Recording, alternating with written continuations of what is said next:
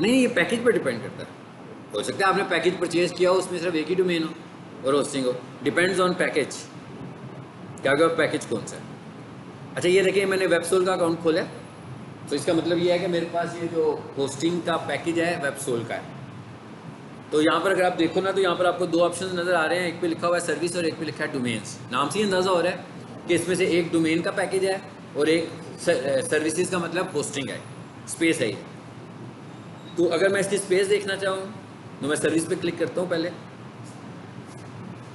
तो ये पैकेज भी शो कर रहा है कि अबाउट 10,400 का पैकेज है होस्टिंग का, ठीक है। और इसके अंदर जब, और दूसरी क्या है, डोमेन्स है मेरे पास, वो कह रहा है 2 डोमेन्स हैं आपके पास इसमें। ये मैं एक्टिव पे क्लिक करता हूँ, सो ये मैं होस्टिंग के अंदर चला गया हूँ। सबसे पहले मैं क्या करना चाह रहा हूँ, आपको सब डोमेन बनाना सिखाता हूँ, आप सब डोमेन कैसे बना सकते हैं, ठीक है। होस्टिंग में ये मैं होस्टिंग में आ गया हूँ। सो लेफ्ट साइड पे क्या लिखा हुआ आ रहा है, log in to C panel. Basically जहाँ से आप अपनी होस्टिंग को मैनेज कर रहे होते हैं ना, वेबसाइट को अपलोड रिमूव जो कुछ भी करना होता है, ये सारा काम हम कहाँ से करते हैं, सी पैनल से कर रहे होते हैं, ठीक है। नीचे आओ, तो यहाँ पर भी कुछ ऑप्शन दिए, क्विक शॉर्टकट्स इसने, कि भाई जब मैंने वेबसाइट अपलोड करनी होगी ना, मैं यहाँ से करूँगा फाइल मैनेजर से। और ये क्या लिखा हुआ आ रहा है, सब डोमेन्स। और ये क्या लिखा हुआ आ रहा है, एड ऑन डोमेन्स। कुछ चीज़ें लिखी है ना यहाँ पर। और ये क्या लिखा हुआ आ रहा है, log in to C panel. इस पर क्लिक किया, वहाँ पर तो कुछ शॉर्टकट्स आ रहे थे ना, तो सी पैनल में डिटेल्स आ जाएगी हमारे पास।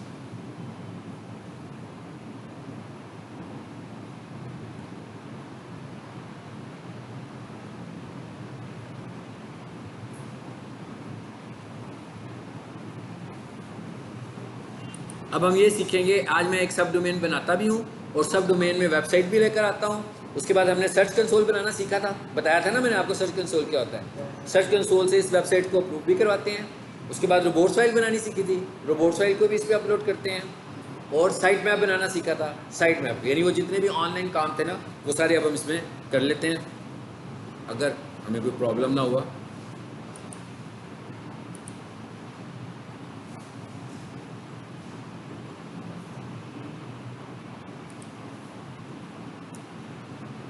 नहीं तो अगर वहाँ से नहीं खुलेगा ना, तो हम यहाँ से खोल लेते हैं, ठीक है।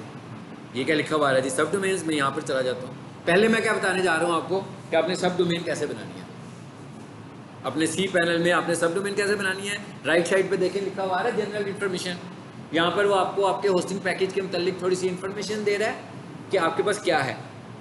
सो इसमें से मैं कुछ चीज़ें आपको बता देता हूँ जो हमारे काम की हैं। देखिए सबसे पहले क्या लिखा हुआ है स्टैट्स में, सब डोमेन्स। कहता है आपके पास इस पैकेज में टोटल 5 सब डोमेन्स हैं, यानी कि मुझे 5 सब डोमेन्स मिली हुई हैं इस पैकेज में, और वो कहता है कि आप 3 यूज़ कर चुके हो। अच्छा अब जरा ये देखिए, ये क्या कह रहा है, कहता है इसमें से आपके पास टोटल 5 एड ऑन डोमेन्स भी हैं। अब वो देखें, इन दोनों को आप समझ लें। अब चाहे तो वो 5 मैं सब डोमेन यूज़ कर लूँ, और चाहे तो मैं 5, मुझे उसने एड ऑन डोमेन्स की भी 5 की ऑप्शन दी हुई है। तो बेसिकली मैंने आपको क्या कहा था कि इंटरनली जब ये ऐड कर रहा होता है किसी एड ऑन डोमेन को, तो एक्चुअली वो कैसे डील कर रहा होता है, उसको सब डोमेन डील कर रहा होता है। मगर वो सब डोमेन नहीं होती, वो क्या होती है, वो एड ऑन डोमेन होती है। तो अगर मैंने 5 एड ऑन डोमेन्स लगा ली, तो इस मीन सब डोमेन्स तो नहीं कर सकता फिर ऐड, क्योंकि मेरे पास टोटल ऑप्शन क्या है, 5 की है। चाहे तो मैं 5 को यूँ कर लूँ कि इसमें से 2 एड ऑन डोमेन ले लूँ, 3 सब डोमेन ले लूँ। चाहे तो मैं 4 एड ऑन डोमेन ले लूँ, 1 सब डोमेन ले लूँ। चाहे तो मैं 5 की 5 ही एड ऑन डोमेन्स ले लूँ, चाहे तो मैं 5 की 5 ही सब डोमेन्स बना लूँ। अगर फॉर एग्जांपल मेरे पास 5 क्लाइंट्स हैं और पाँचों की वेबसाइट अलग-अलग है, तो इसका मतलब क्या होगा, उन्होंने डोमेन परचेज की हुई है। तो होस्टिंग की प्राइस बचाने के लिए मैं क्या करूँगा, मैं इसमें सब डोमेन नहीं बनाऊँगा, फिर उन 5 को एड ऑन डोमेन ऐड कर दूंगा। तो वो जो एड ऑन डोमेन्स आएगी बेसिकली वो कैसे आ रही होगी, सब डोमेन के तौर पर ही आ रही होगी। यानी अगर मैं इस होस्टिंग में देखूंगा, नहीं खुला रहने दें, अगर मैं इस होस्टिंग में देखूंगा तो इस होस्टिंग में क्या होगी, वो सब डोमेन होगी। लेकिन बाहर उसको मैं xyz.com करूंगा, बाहर वो सब डोमेन के तौर पर नहीं खुल रही है, लेकिन असल में ये होस्टिंग उसको डील कर रही है सब डोमेन। तो आप चाहे एड ऑन डोमेन लें या सब डोमेन लें, होस्टिंग उसे क्या डील करती है, सब डोमेन ही डील करती है। ये एक कॉन्सेप्ट हमने समझ लिया, ठीक है। अच्छा उसके बाद आगे क्या कहता है, वो कहता है डिस्क कितनी है आपके पास जी, 50 GB। कहता है भाई आपके पास स्पेस है 50 GB। और डोमेन्स कितनी है? 5 हैं, ठीक है। लेकिन अगर मेरी फॉर एग्जांपल मेरी 2 ही वेबसाइट 50 GB की हो जाए तो फिर मैं 5 सब डोमेन्स भी नहीं यूज़ कर सकता, क्योंकि मेरी स्पेस ही खत्म हो गई है, फिर मुझे स्पेस बढ़ानी पड़ जाएगी। सो मुझे ये भी देखना पड़ेगा। अभी मैं देखिएगा जो वेबसाइट अपलोड करूँगा हम उसका साइज़ देखेंगे तो उसका साइज़ बहुत ही छोटा होगा, ठीक है। मेरा ख्याल 4 MB का साइज़ होगा। तो इस तरह की तो काफ़ी सारी वेबसाइट्स आ सकती हैं। उसके बाद आगे क्या लिखा हुआ है, जरा चीज़ें भी समझते जाते हैं साथ साथ। ये माई सीक्वल क्या होता है? माई सीक्वल क्या डेटाबेस है हमारा, यानी आपकी वेबसाइट से रिलेटेड जो टेबल्स हैं, जो डाटा है अगर है तो उसके लिए उसने आपको अलहदा से स्पेस दी हुई है। लेकिन ये जो उसने डाटा यूजेज की स्पेस 50 GB की दी है तकरीबन, ये सिर्फ और सिर्फ डाटाबेस के लिए ही है। यहाँ पर मैं दूसरी चीज़ें नहीं रख सकता, ये डाटाबेस की इतनी स्पेस उसने एक्स्ट्रा दी है मुझे। तो ये बहुत नॉमिनल सी स्पेस हम यूज़ कर रहे हैं, देखें लेस देन 1 बाइट भी नहीं है, कुछ भी नहीं यूज़ हो रहा इसमें। आगे क्या आ रहा है? बैंडविड्थ। ये बैंडविड्थ क्या होती है? बैंडविड्थ का मतलब ये है कि जो हमें इंटरनेट की स्पीड हमारी वेबसाइट के ऊपर मिल रही है, कि जब वेबसाइट पर रश लगेगा तो कितने लोग उस पर आ सकते हैं, यानी प्रेशर कितना होगा हमारी वेबसाइट के ऊपर। सो ये बैंडविड्थ हमें कितनी मिल रही है? अनलिमिटेड है। ये इन्फिनिटी का निशान लगा हुआ है ना आगे, इसका मतलब क्या हुआ? अनलिमिटेड बैंडविड्थ है। ये इन्फिनिट का निशान है, अनलिमिटेड मतलब कोई लिमिट नहीं है। और कितनी यूज़ हो रही है इस वक्त? सिर्फ 24 MB बैंडविड्थ यूज़ हो रही है। एलियस डोमेन, ये भी डोमेन की तरह ही होती है, नाम की तरह की। इनको नहीं हम यूज़ करते, सब डोमेन्स को यूज़ करते हैं और एड ऑन को यूज़ करते हैं। अच्छा, उसके बाद आगे क्या लिखा हुआ है जी, जो हमारे काम की चीज़ है। और देखें ये क्या है, ईमेल्स देखें कितने हैं। अच्छा, उससे पहले देखें CPU यूजेज, उसमें क्या कहता है 100 मैंने आपको दिए हुए हैं। आप बिल्कुल, हमारा जो डाटा है वो ज़्यादा लोड वाला नहीं है, तो CPU को बहुत ही कम यूज़ करने लगा हुआ है। ट्रैफिक के ऊपर भी डिपेंड करता है ना। ये क्या लिखा हुआ है? Physical memory. ये क्या है? रैम है। ये इस होस्टिंग में मुझे कितनी रैम मिली हुई है? 1 GB की रैम मिली हुई है। ये तो एक जनरल सी इंफॉर्मेशन हमने देखी है जो मैंने होस्टिंग परचेज की। अब मैं सबसे पहले क्या बताना चाह रहा था आपको, सब डोमेन बनाना।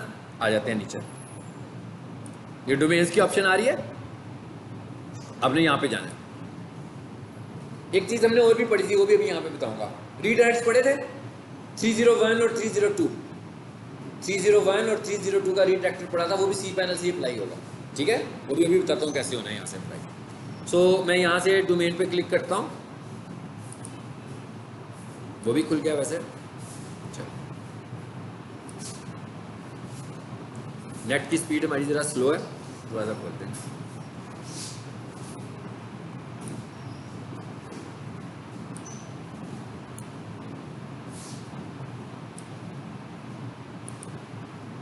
बेशक इसे बंद कर देते हैं, एक को तक एक ही खुला रहे। ये भी खुली हुई है, इस विंडो को भी बंद कर देते हैं।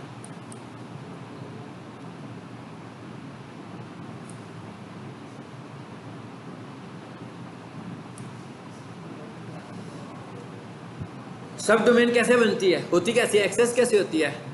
सब डोमेन डॉट डोमेन ऐसी ही होती है ना।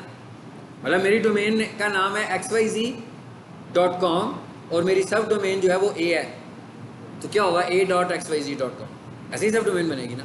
बिल्कुल ऐसे ही सब डोमेन क्रिएट भी होगी, यानी जब हमने सब डोमेन को क्रिएट करना होगा तो भी हम ऐसे ही क्रिएट करेंगे।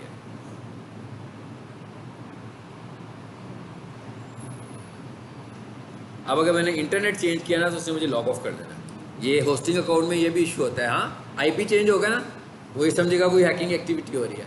अभी हम एक खास IP के साथ चल रहे हैं ना, जैसे ही मैं इंटरनेट का कनेक्शन चेंज करूँगा तो मुझे यहाँ से लॉग ऑफ कर देगा। इसलिए मैं चाह नहीं रहा हूँ कि मैं नेट को चेंज करूँ।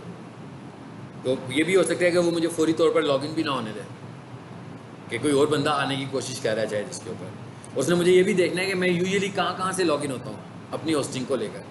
उसके पास रिकॉर्ड होगा ना कि मैं कहाँ से होता हूँ। फॉर एग्जांपल मैं कोई VPN लगाकर लॉगिन होने की कोशिश करूँगा, उस वक्त भी ये मुझको डिनाई करवाएगा।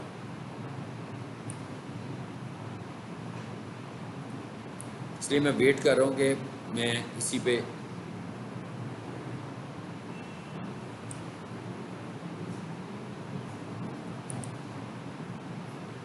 जी आगे डोमेन्स पे। अब देखिए यहाँ पर मुझे क्या शो कर रहा है, वो दिखा रहा था ना कि आपने एड इन डोमेन्स यूज़ की हुई हैं, बता रहा था उस वक्त जब मैंने आपको दिखाया था। तो यहाँ पर देखें एड इन डोमेन्स कौन सी आ रही हैं, एक ये वाली एड इन डोमेन है, एक ये तो एड इन डोमेन नहीं है, मुझे पता है ना एड इन डोमेन कौन सी है, इसलिए मैं आपको बता रहा हूँ। मैं कहा मुझे पता है कि मैंने ऐड की हुई है, इसमें से जो एक्चुअल है वो तो ये है, इसाका ही हॉस्पिटल वाली है, ये एड इन डोमेन है, और ये as a add in domain के तौर पर इस्तेमाल। इसका मतलब क्या होगा कि इसके लिए हमने होस्टिंग नहीं परचेज की होगी, और इसके लिए भी होस्टिंग परचेज नहीं की होगी, ठीक है। अच्छा, अब मुझे क्या करना है, एक पहली बात तो ये है कि ये एक हमारे पास सोफ़ा क्लीनिंग सर्विसेज के नाम से एक ऐड हुई है ऑलरेडी, ठीक है। इसका मतलब है अभी वो मुझे कहता है ना कि आप एक सब डोमेन बना सकते हो, तो मैं सब डोमेन एक बनाने से पहले इसको रिमूव कर देता हूँ, क्योंकि मैंने यही दोबारा बनानी है, तो इसको मैं रिमूव कर देता हूँ ताकि आपको पता लग जाए बनानी कैसे है। मैनेज में गया हूँ, यहाँ पर दिखा भी रहा है sofa cleaning services dot S eye hospital dot, यानी इसका मतलब क्या है कि ये सब डोमेन किस में बनी हुई है, इसाकाई में, और इसको मैं रिमूव कर रहा हूँ। और इस ये वाली जो वेबसाइट है ना, ये मैं बिल्कुल उसी स्ट्रेटजी के साथ यूज़ कर रहा हूँ जो आपको पढ़ाई थी। असल में वेबसाइट कौन सी है, कारपेट वॉशिंग सर्विसेज। अब मैंने क्या किया है, इसका क्या नाम आ रहा है, सोफ़ा क्लीनिंग सर्विसेज। इसका मतलब क्या हुआ, कीवर्ड रैंक करने के लिए यूज़ कर रहा हूँ बेसिकली।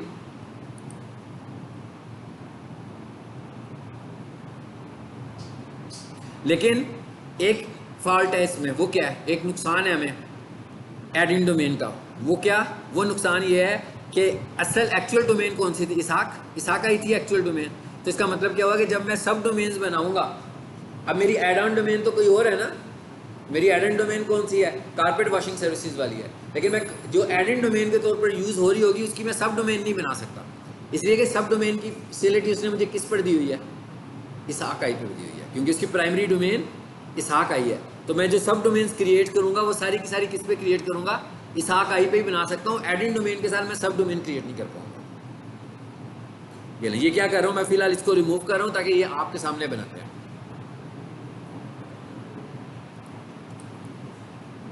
अगर ये रिमूव हो जाएगी तो भी ग्रीन कलर में मैसेज आ जाएगा, नहीं होगी तो भी मैसेज आ जाएगा।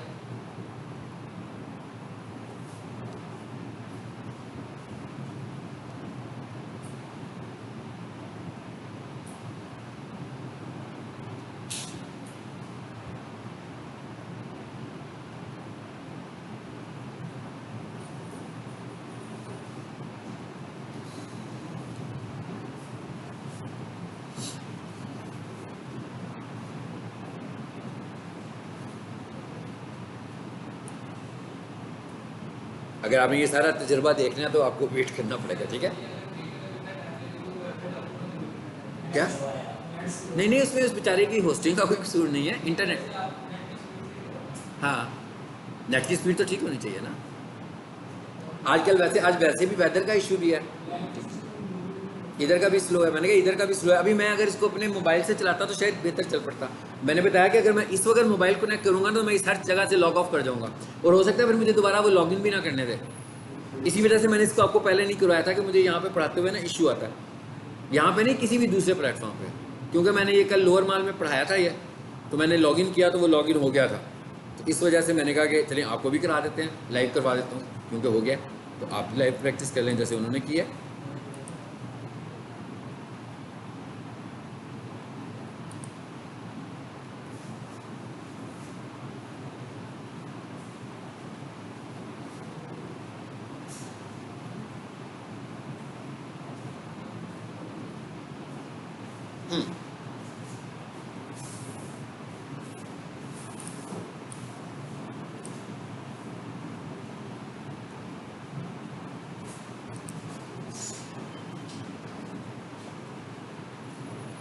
ज़्यादा टाइम ले लिया,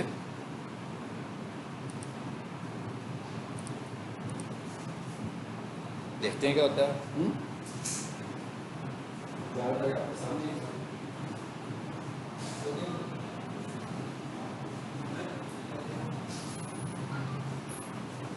क्या हुआ, सक्सेस हो गया। अब देखें जरा, चली गई। अब 3 डोमेन्स बच गई, सिर्फ 5 की ऑप्शन दे रहा था ना मुझे, तो इसका मतलब क्या हुआ कि अभी मेरे पास पहले 3 की ऑप्शन बची थी जब मैंने शुरू किया था, तो मैंने एक निकाल किया, तो अब कितनी की बच गई, 4 की। अब 4 की बच गई ना, एक और रिमूव कर दी मैंने जो ऑलरेडी सब डोमेन थी। अब मैं सब डोमेन क्रिएट करने लगा हूँ। देखिएगा सब डोमेन कैसे क्रिएट होगी, ये लिखा हुआ है क्रिएट न्यू डोमेन। ये सारा काम आप किस में कर रहे हैं, अपने होस्टिंग पैकेज में कर रहे हैं। यानी आपने जो होस्टिंग परचेज की हुई है, अगर आपके पास, और आप भी जब होस्टिंग परचेज करें तो हो सकता है कि आपको कंपनी वाले ना 2 इंटरफेस देते हैं। एक इंटरफेस ये वाला जो सी पैनल है ना, और एक इंटरफेस वो था जो मैंने पहले खोला था। वो कौन सा इंटरफेस था, वो होस्टिंग का इंटरफेस था। तो आप हमेशा उनसे होस्टिंग का पैनल बनवाएं, सी पैनल की बनवाएं बजाय, क्योंकि होस्टिंग में आपके पास ऑप्शन और ज़्यादा आ जाती हैं मैनेज करने के लिए और फीडबैक के लिए। क्रिएट न्यू डोमेन किया मैंने यहाँ पे जी। क्या कह रहा है, कहता भाई डोमेन बनाओ, और बता भी रहा है कैसे बनेगी, पूरा तरीका बता रहा है ना कैसे बनेगी। my.example.com कहता भाई सब डोमेन क्रिएट करनी होगी ना तो इस तरीके से बनाना। मैं कहता हूँ हाँ भाई, क्योंकि यहाँ पर हम सब डोमेन ही बनाएंगे। अगर मैंने कोई नई डोमेन भी बनानी होगी, यानी मैंने एक एडिन डोमेन को यहाँ लेकर आना है, उसको भी मैं इधर उसको यही बताऊंगा कि ये सब डोमेन है, लेकिन वो आएगी कैसे, आएगी वो एडिन डोमेन के तौर पर। लेकिन यहाँ पर जो मैं ऐड करूँगा वो ऐड कैसे होगी, सब डोमेन के तौर पर। मतलब मैं यहाँ पर सब डोमेन ऐड करूँगा, वो भी सब डोमेन के तौर पर ऐड होगी। a.abc.com ये सब डोमेन है। अब मेरी एक वेबसाइट है xyz.com जो कि एज ए एडिन डोमेन है। तो यहाँ पर जब मैंने उसे ऐड करना होगा, तो यहाँ पर जब मैं उसे ऐड करूँगा तो मैं कैसे ऐड करूँगा, x यहाँ उसको भी मैं सब डोमेन के तौर पर ही ऐड कर रहा हूँ यहाँ पर, ठीक है। लेकिन वो बन क्या रही होगी, डोमेन बन रही होगी। अच्छा, अब मैं यहाँ पर आता हूँ और मैंने वही बनाने लगा हूँ जो मैं बात कर रहा था, सोफा क्लीनिंग सर्विसेज। नीचे आ गया क्योंकि मैंने पहले भी बनाई थी ना, इस वजह से आ रहा है। सोफा क्लीनिंग सर्विसेज डॉट, मैंने दे दिया नाम, ठीक है।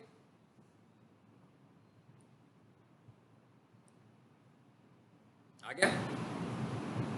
अब नीचे क्या लिखा हुआ है, शेयर डॉक्यूमेंट रूट, ये वाला। मैं कहता हूँ नहीं, ये मैं इसको लहदा कर दिया, इससे नहीं मैं ऑन कर रहा चेक बॉक्स को, और मैं कहता हूँ सबमिट। ये वही इशू हुआ जो मैं आपको कह रहा था, ऑफ हो गया ना। जैसे ही हमारा आईपी चेंज हुआ उसने हमें लॉग ऑफ कर दिया। अब मैं यहाँ पे नहीं आऊँगा, इसको भी उसने लॉग ऑफ किया होगा, लेकिन इसको भी लॉग ऑफ किया ना उसने। मैं कहता हूँ इसको लॉग इन करो, आई होप के कर देगा। चलो अब कहाँ जाना है हमें, डोमेन्स में। ये ले सब डोमेन में आ जाए सीधा। आई होप कि ये नेट ठीक चलेगा। तो मैंने अपना मोबाइल कनेक्ट कर दिया।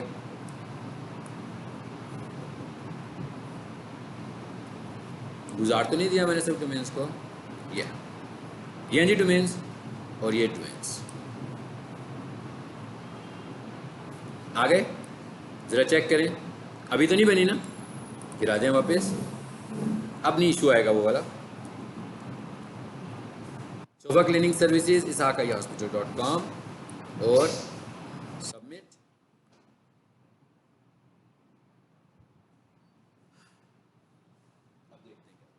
बन गई, यानी कि सब डोमेन क्रिएट हो गई है।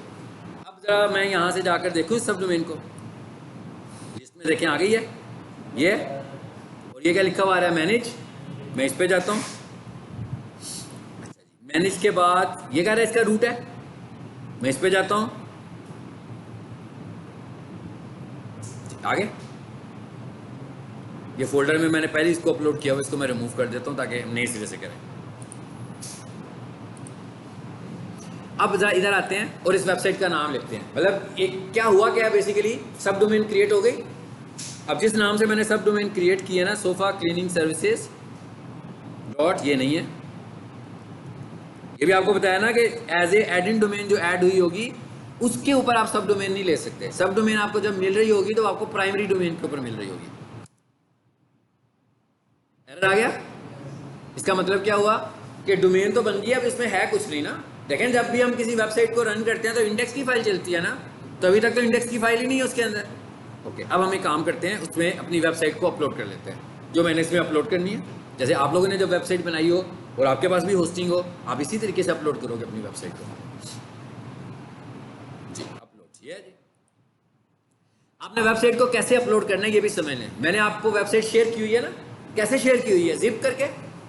तो जब आपकी वेबसाइट तैयार हो जाएगी आप उसको जिप कर लोगे, और जिप करने के बाद आप यहाँ पर उसको जिप फॉर्मेट में लेकर आओगे। जिप करने के बाद जब यहाँ पर वो अपलोड हो जाएगी तो यहाँ पर आप उसे एक्सट्रैक्ट करोगे, क्योंकि अगर मैं उसको एक एक चीज़ को पकड़ूंगा भाई, एक एक फोल्डर एक एक फाइल पकड़ना शुरू होगा, ये तो बहुत टाइम मेरा वेस्ट होगा और मिस भी हो जाएगा कुछ, मैं भूल भी जाऊंगा कि भाई क्या अपलोड किया और क्या अपलोड नहीं किया। तो आप उसे जिप करें, जिप को यहाँ लाएं, जिप को एक्सट्रैक्ट करें, इस पर आए। अब मैं उस जगह पर चला जाता हूँ जहाँ से मैंने वेबसाइट को लेकर आना है, वो तो मैं ही जानता हूँ, इसलिए आपको नहीं पता होगा उस लोकेशन का कि मेरे पास वेबसाइट कहाँ पड़ी हुई है। ये इसके अंदर ये फोल्डर है और ये वाली वेबसाइट है, आई थिंक सो यही है, ठीक है जी। ये अपलोड होनी शुरू हो गई है, अब ये ऑनलाइन जा रहा है मेरा वो फोल्डर जो मैं पहले ऑफलाइन काम कर रहा था जिसमें फाइल हो रही थी, अब ये सब डोमेन में जा रही है, ठीक है, और ये सब डोमेन में जाकर लाइव होने लगी है।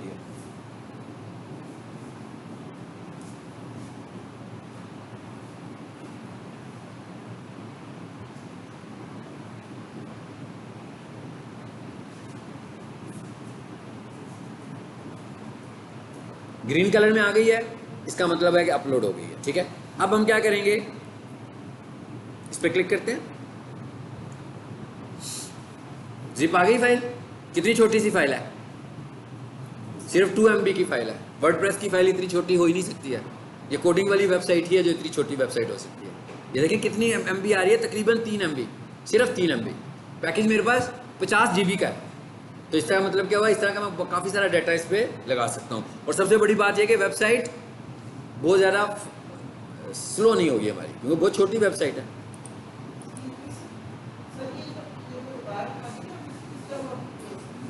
कैसे किया, दोबारा कर लेते हैं। मैंने क्या किया, अपलोड, ये पूछ रहे हैं ना, अपलोड के बटन पे गए हम। अपलोड के बाद यहाँ से मैंने क्या किया, सिलेक्ट फाइल। अब मैं यहाँ आता हूँ, वहाँ नहीं जाता, पहले यहाँ आ जाता हूँ आपको।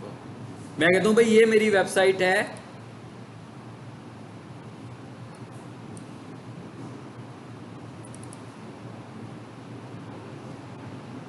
ये वाली वेबसाइट है मेरी एक्चुअली। मैं कहता हूँ ये मैंने वेबसाइट मुकम्मल कर ली, तो उसके बाद मैंने क्या किया, मैंने सारी को किया सिलेक्ट ऑल, ठीक है, और इसको क्या कर दिया, राइट क्लिक करके क्या कर दिया, जिप बना दिया। जब मैंने इसको जिप बनाया तो ये क्या बन गई, ये बन गई, ये एक फाइल बन गई। अब मैं वो बाकी का कुछ नहीं अपलोड कर रहा, मैं सिर्फ इस जिप को अपलोड करने जा रहा हूँ। अब मैं वापस आ गया, अब मैं इधर आया सिलेक्ट पे, इस फाइल को मैं दोबारा से पिक कर रहा हूँ। ये अभी होगी तो नहीं ना, पहले से मौजूद है वहाँ पे। क्या कह रहा है, पहले मौजूद है, चलो जी हम कहते हैं ओवरराइट कर दो। चलो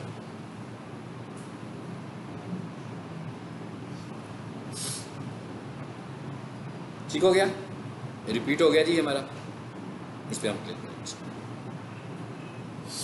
अब हमने क्या करना है, इसको जिप किया था ना पहले, अब इसको अनजिप करना है। अब ये जो हम एप्लीकेशन यूज़ कर रहे हैं ऑनलाइन होस्टिंग कंपनी का, इसके अंदर जिपर भी है और एक्सट्रैक्टर भी है, बिल्ट इन है इसके अंदर। तो मैं इसी वेबसाइट को एक्सट्रैक्ट करने जा रहा हूँ, इस पर राइट क्लिक करता हूँ और ये क्या लिखा है, एक्सट्रैक्ट। चलो ये हो गई। अब जरा इस पेज को रिफ्रेश करें, वेबसाइट आ गई। अब तो नहीं आ रहा फाइल, मैं क्या फाइल तो नहीं आ रहा है इसके साथ, ठीक है।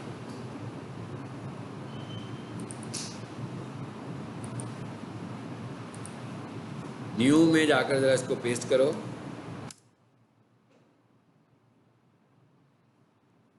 कंफर्म हो गया जी, वेबसाइट अपलोड हो गई है। अब बेसिकली किया क्या मैंने यहाँ पर, असल मेरी वेबसाइट कौन सी थी, कारपेट वॉशिंग सर्विसेज। यहाँ पर जरा देखें क्या आ रहा है, बेस्ट सोफा क्लीनिंग सर्विसेज। तो मैंने टारगेट कर दिया नया कीवर्ड, और इसके कंटेंट को भी अगर आप देखो,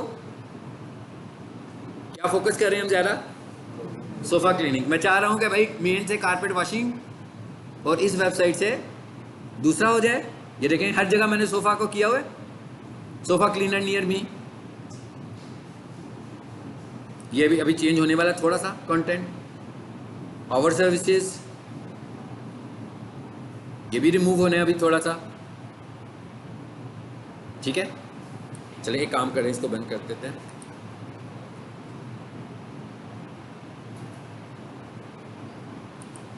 इसकी इंडेक्स फाइल को चलाएं ज़रा, देखें कि वो हमारे पास जो फाइल है वो अपडेटेड है कि नहीं है।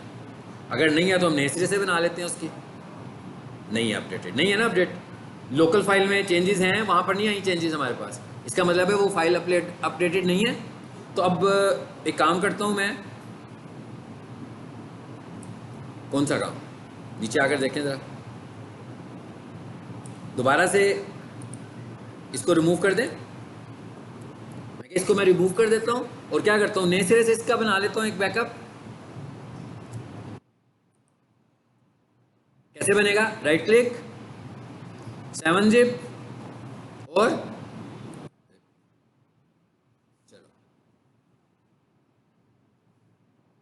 अब ये सारे प्रोसीजर मैंने आज आपके सामने करने हैं, ठीक है। जो जो इस वेबसाइट के साथ मैंने सलूक करना है ना, आपके सामने कर रहा हूँ।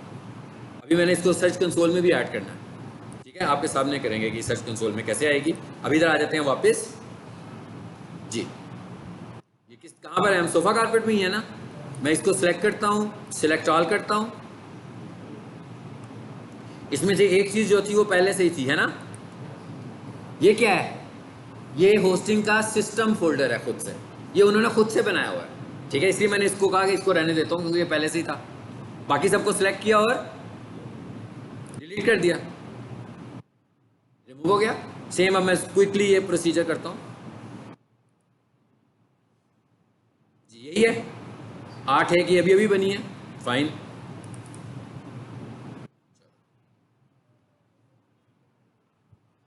अब अगला मरला क्या है जी, अगले मरले में मैं सबसे पहले इसको सर्च कंसोल पे ऐड करता हूँ। कैसे ऐड करना है, मैं उसी जगह पर जाकर ऐड करूँगा जहाँ जिस अकाउंट में मुझे इसको प्रैक्टिकली करना है, उसी जीमेल में लेकर जाऊँगा मैं अभी। लेकिन उससे पहले मैं इसको ज़रा एक्सट्रैक्ट कर लूँ, राइट क्लिक। भाई अब तो समझ में आ गया ना सबको। लेकिन ये ऐसी चीज़ है जो आप घर जाकर अपने कंप्यूटर पे नहीं कर सकते अनटिल आपके पास होस्टिंग ना हो। इसकी प्रैक्टिस तभी होगी ना, तो इस वीडियो को आप बार बार देखिएगा। चलो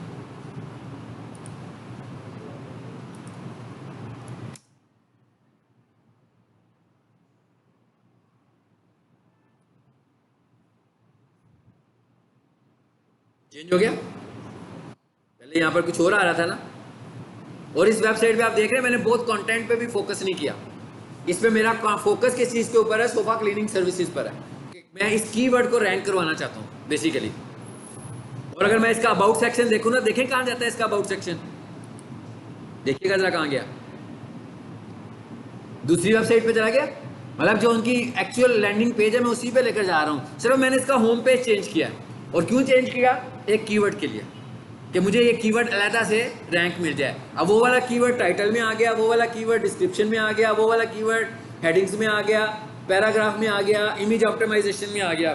तो जब इतनी सारी जगहों पर आ गया, बोल्ड में आ गया, स्ट्रॉन्ग में आ गया, हाइपरलिंक्स में आ गया, जब इतनी जगहों पर आ गया तो इसका मतलब क्या हुआ, रैंक करेगा। और मैं फोकस ही उसको कर रहा हूँ और किसी कीवर्ड की बात ही नहीं कर रहा यहाँ पर। मतलब मैं चाहता हूँ कि सोफा क्लीनिंग सर्विसेज लिखे तो भी इन्हीं की साइट खुले, कारपेट वॉशिंग सर्विसेज लिखे तो भी इन्हीं की साइट खुले। अदरवाइज मुझे क्या करना पड़ेगा, कंपटीशन में जाना पड़ेगा। जब मैं एक वेबसाइट पे करूँगा फिर वो गूगल ने जितना टाइम लेना है वो टाइम भी लेगा। इसकी वजह से वो शायद टाइम हमारा कम करे। मे भी हो सकता है कि 20 दिनों में कर दे, 30 दिनों में मुझे रैंक कर देगा दूसरा कीवर्ड। चले अब हम अगला काम क्या करने जा रहे हैं, सर्च कंसोल। सर्च कंसोल के लिए मैं वो ईमेल खोलता हूँ जिसमें मुझे इसका सर्च कंसोल बनाना है। एक्चुअली जो क्लाइंट का ईमेल है उसी को मैंने खोला और यहाँ आकर मैं जाता हूँ सर्च कंसोल में। क्या कैसे जाना है हमने जी सर्च कंसोल में, गूगल। टॉपिक मैंने पहले भी बताया हुआ है लेकिन हमने पहले प्रैक्टिकल नहीं था किया इसका। हाँ, यहाँ आकर मैंने लिखा जी सर्च कंसोल।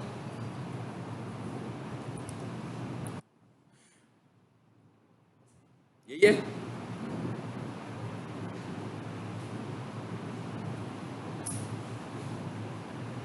अब ये क्लाइंट क्या है तो इसका मतलब क्या हुआ, इसकी वेबसाइट है कारपेट वॉशिंग सर्विसेज।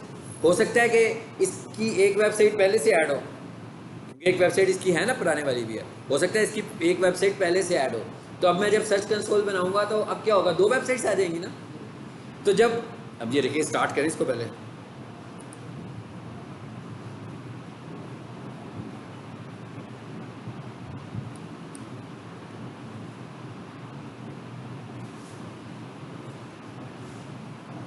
स्लाइड तो नहीं आई अभी?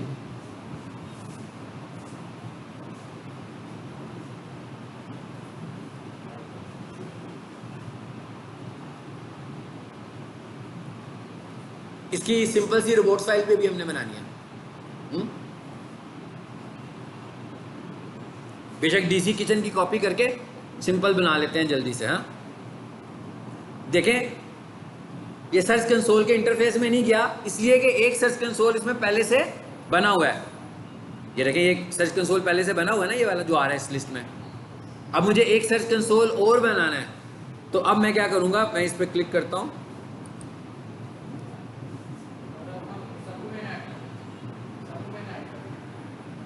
हाँ जी, सब डोमेन के लिए कर रहे हैं ना, पहले वो मेन डोमेन आई हुई है ना। अब ये नीचे क्या लिखा हुआ आ रहा है, ऐड प्रॉपर्टी, इस पर क्लिक करें। अब इधर आ जाते हैं और वेबसाइट क्या आती है हमारी, वो पूरा यूआरएल कॉपी करो। ये था सोफा क्लीनिंग सर्विसेज। अब इसमें आए और यहां पर पेस्ट करें इसको। अब मेरी चॉइस है कि मैं कैसे करता हूं। मेरे पास दो तरीके थे ना, एक फाइल लेवल था और एक कोड लेवल था, ठीक है।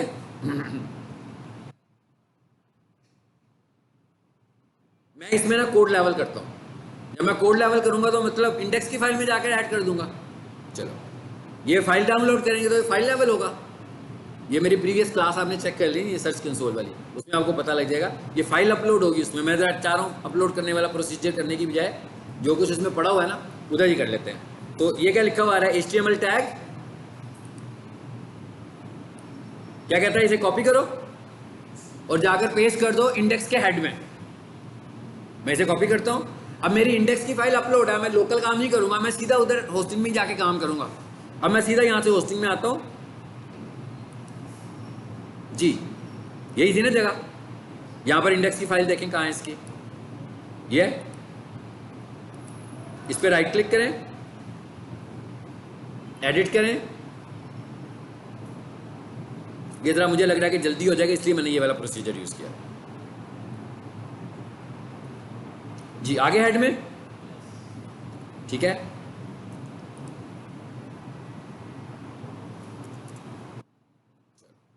लग गया, वो जो कोड उसने दिया था यहां लाकर पेस्ट कर दिया। सेव करें, सेव हो गया। अब ये सारा काम ऑनलाइन हो रहा है। पहले मैं HTML फाइल बनाता था, लोकल बना रहा था ना। अब मैंने ये जो चेंजेस किए ऑनलाइन कर लिए। पहले मैं लोकल करता, फिर मैं उसे अपलोड करता, टाइम वेस्ट होना था। मैं कहा भाई जल्दी से क्विकली यहीं पे कर लेते हैं। अच्छा, अब वेरीफाई करें इसको। अब यहाँ पर दो वेरीफाई के बटन आ रहे हैं ना। पहला वेरीफाई का बटन किस लिए है, फाइल के लिए। दूसरा वेरीफाई का बटन किसके लिए, टैग के लिए। हमें किस पे क्लिक करना चाहिए, टैग वाले पे, क्योंकि हमने वो प्रोसीजर यूज किया है। आपने जो प्रोसीजर यूज किया होगा वहीं से वेरीफाई करवाएंगे। लो जी, इसको नहीं समझ आई अभी। हाँ, क्या कहता है,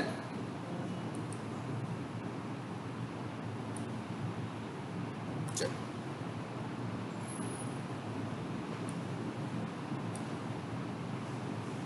ये वाला भी कर लेते हैं फिर। हाँ, मैं टाइम बताना चाह रहा था, वो टाइम लगाना चाह रहा है। हमने इसको डाउनलोड किया। अब मैंने क्या करना है, इस फाइल को वहां पर अपलोड करना है।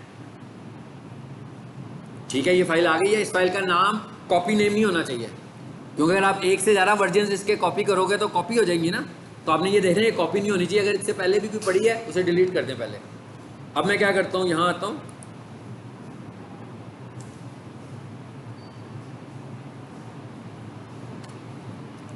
इसको वैसे क्यों नहीं किया, उसको कर देना चाहिए था। मे भी उसने थोड़ी देर बाद करना हो, लेकिन हम क्या वेट नहीं करते, हम दूसरा वर्जन भी अपलोड कर देते हैं इसका। ठीक है, कोई प्रॉब्लम नहीं होगा। आप दोनों भी कर लेंगे तो कोई प्रॉब्लम नहीं होगा। ठीक है,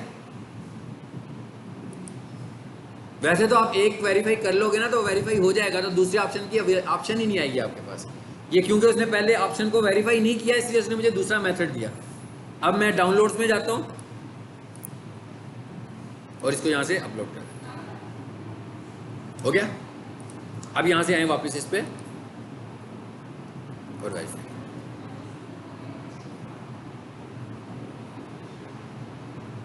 हो गया।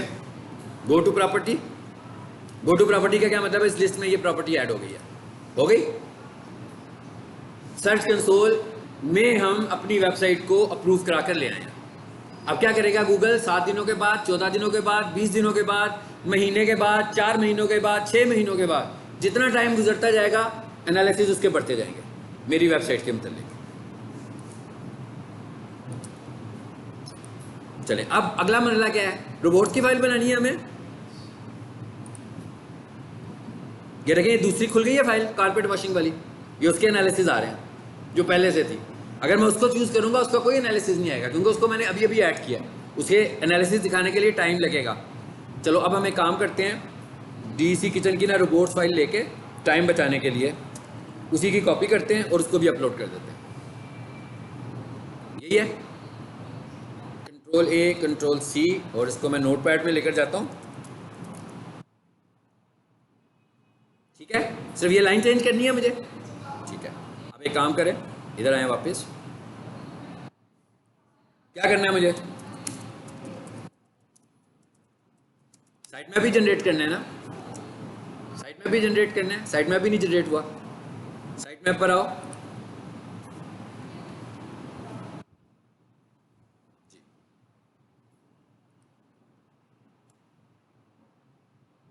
वेबसाइट थी हमारी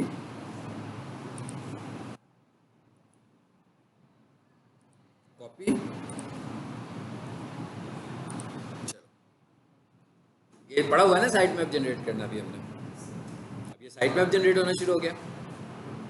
क्या कहता है? साइट डिटेल्स, ये साइट मैप है आपका। मैं इसको डाउनलोड करता हूँ, ये भी आ गया। लेकिन इससे पहले वो कह रहा है एक पहले भी पड़ा हुआ है, ये कह रहा है ना। तो मैं एक काम करता हूँ, शो इन फोल्डर में जाते हैं, पुराने वाला साइट मैप कहाँ है जरा देखो, इसको मैं डिलीट कर देता हूँ क्योंकि ये मेरा नहीं है ना। अभी जो मैंने बनाया वो साइट मैप 1 आया। तो अब मैं इसको रीनेम कर देता हूँ। क्या करूँ रीनेम में? ठीक हो गया। साइट मैप 1 नाम नहीं है, साइट मैप नाम है। ठीक है, यानी आपकी जो फाइल है उसकी अगर कॉपीज बनना शुरू हो जाएंगी तो वो ओरिजिनल नाम नहीं है। कुछ चीजें हैं ना जिनके नाम फिक्स हैं, जैसे इंडेक्स नाम फिक्स है, robots.txt नाम फिक्स है। इसी तरह जो अभी हमने फाइल डाउनलोड किया है उसका नाम भी फिक्स है। बेशक वो हमें नहीं पता, वो ऑटोमेटिक नंबर जनरेट करता है कोई, वो भी फिक्स नाम है, वही होना चाहिए। इसी तरह साइट मैप का नाम भी फिक्स है, इसके साथ कुछ भी नहीं लगा होना चाहिए। अब ये मेरे पास साइट मैप भी जनरेट हो गया, बन गया ना साइट मैप। इसको टेस्ट करना है मैंने साइट मैप को। इधर आओ,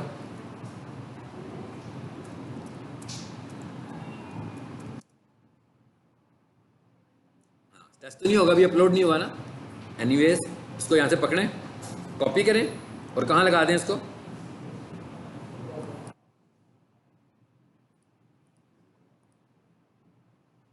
यहाँ लगा दूं? चलो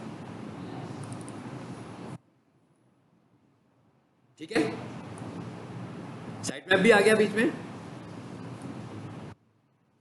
अब ये कौन सी फाइल है? रोबोट की फाइल है, सेव एज। अब मुझे क्या करना चाहिए? इसको उस लोकेशन पे सेव करना चाहिए जहाँ ये प्रोजेक्ट पड़ा हुआ है, ताकि कल को मुझे दोबारा इसे अपलोड करना हो तो इसको मुझे ये ना हो कि ये डाउनलोड में मैं ढूंढता फिरूँ इसको। ठीक है, तो इसलिए मैं इस फाइल को ले जाता हूँ उधर जहाँ पे ये मेरा प्रोजेक्ट है।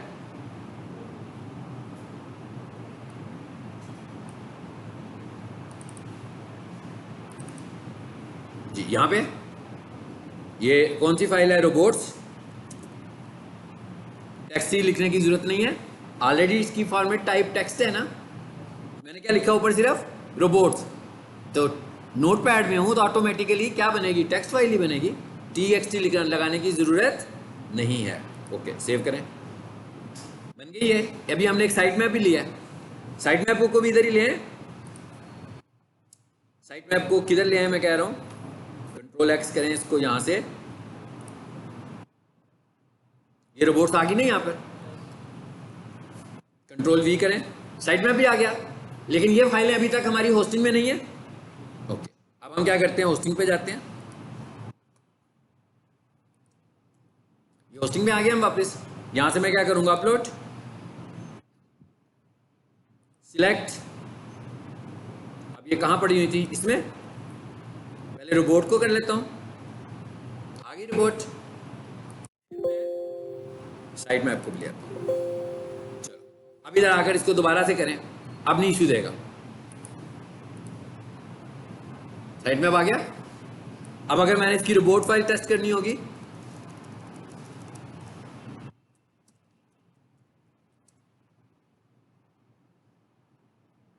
रोबोट्स भी टेस्ट होगी, यानी कि अब ये फैक्टर्स पूरे हो गए, यानी हमने रोबोट्स को भी लगा लिया, साइट मैप को भी लगा लिया, सर्च कंसोल भी अप्रूव कर लिया और वेबसाइट भी हम लाइव कर चुके हैं। ठीक है, ये था सारा होस्टिंग वाला पार्ट जो हम लोगों ने आज देख लिया। अब क्या होगा, इसके एनालिसिस मैंने अगर देखने होंगे,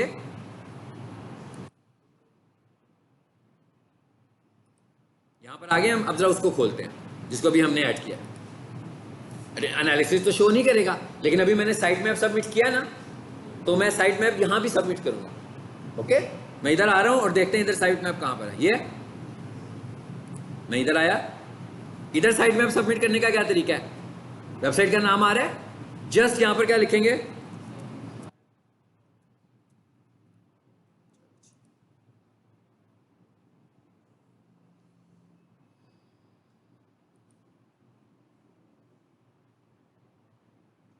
अगर यहां पर ये मैसेज आ रहा है, कल देखेंगे हम ये अपलोड हुआ होगा। ठीक है, अभी तक उसके बाद शायद इंफॉर्मेशन नहीं आई होगी। ये देखिए अंदर दिखा रहा है सक्सेस, आपका साइट में भी सबमिट हो चुका होगा। ठीक है, ऑनलाइन एसईओ चेकर, अब पहली दफा हम इसको अपलोड किया है। अब मैं चेक करूंगा कि भाई मुझे इसमें और क्या काम करना है। अभी तो मैं इधर आया हूं क्योंकि लाइव तो हो गई है ना साइट। अब मैं इसके एनालिसिस कर सकता हूं, इसलिए मैं कहता हूं आपके पास होस्टिंग होनी चाहिए कि आप वेबसाइट को अपलोड करें और फिर एनालिसिस करें। आई होप के वेबसाइट होगी, नहीं है, नहीं, चलो कोई बात नहीं। ये आज का जो लेक्चर था ये क्या था, होस्टिंग से मुतल्लिक था, सी पैनल से मुतल्लिक था, सब डोमेन बनाने का तरीका था, वेबसाइट अपलोड करने का तरीका था, साइट मैप बनाने का भी तरीका था, अपलोड करने का भी था, रोबोट्स का भी था और सर्च कंसोल का भी था। ठीक है, ये जो चीज़ें मैंने उस दिन आपको समझाई थी, आज उनका सारा प्रैक्टिकल आपने देखा। ठीक है, और ये वीडियो अपने पास संभाल के रखें, बार बार देखें, इसलिए कि आपके पास अगर होस्टिंग नहीं है तो ये प्रोसीजर आप भूलें ना, ताकि इस वीडियो को देखेंगे तो प्रोसीजर आपको याद आ जाएगा कि क्या क्या प्रोसीजर है जो आपने अप्लाई करना है। इधर आए, मैंने भी इसके एनालिसिस करने हैं कि इसमें क्या काम होने वाला है और क्या रह गया। हो गया क्लिक,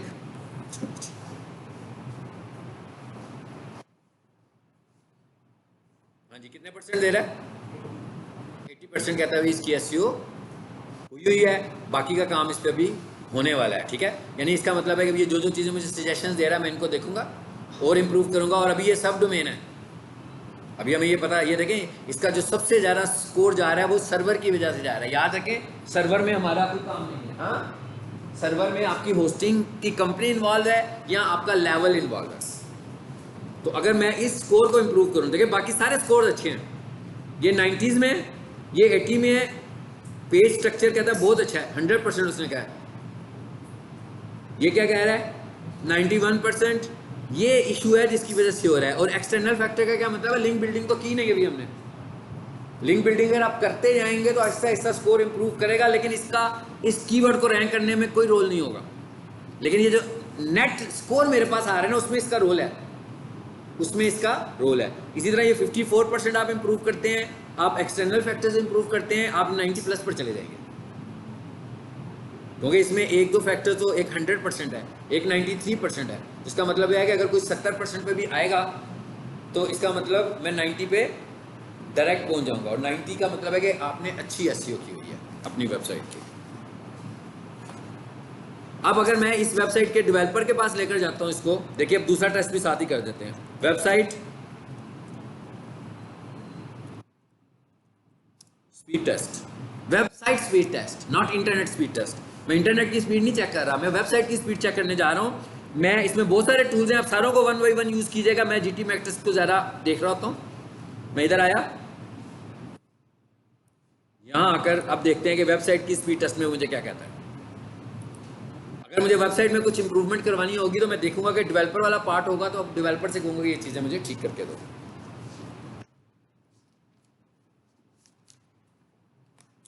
कर दिया उसने करना।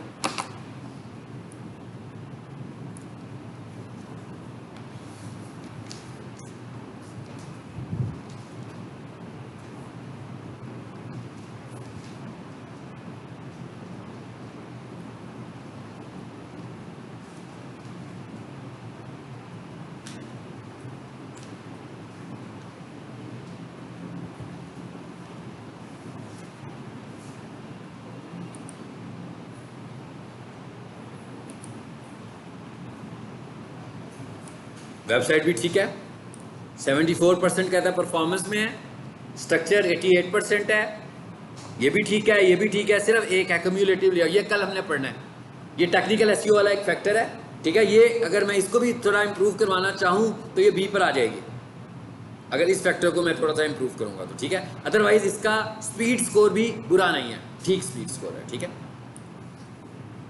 चलिए ये था, ये लेक्चर आप